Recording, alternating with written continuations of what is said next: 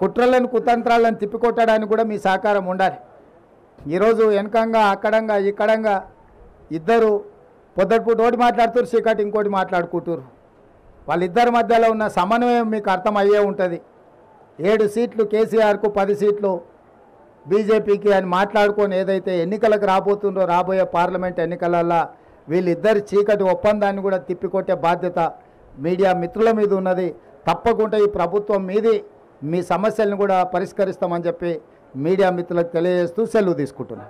తప్పకుండా జాతర అయిపోయిన తర్వాత డెవలప్మెంట్ కోసం మంత్రులతో ఒక కమిటీ చేసి శాశ్వతంగా ఇక్కడ ఏమేమి వసతులు కల్పించాలి, ప్రభుత్వం ఏం నిర్ణయాలు తీసుకోవాలో వాటన్నిటినీ ఆ కమిటీ సూచనల మేరకు ప్రభుత్వం నిధులు కేటాయించి అభివృద్ధి చేయడం జరుగుతుంది.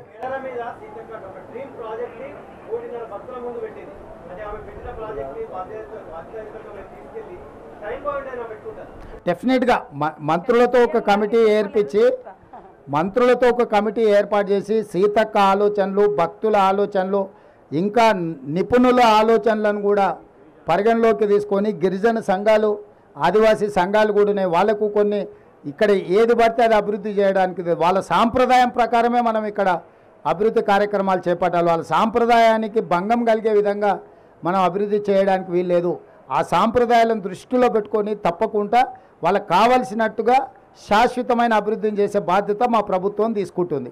మరిన్ని వీడియోస్ కోసం ఛానల్ ని సబ్స్క్రైబ్ చేయండి, లేటెస్ట్ అప్డేట్స్ కోసం వాట్సాప్ ఛానల్ ని ఫాలో చేయండి అండ్ లింక్ డిస్క్రిప్షన్ లో ఉంది.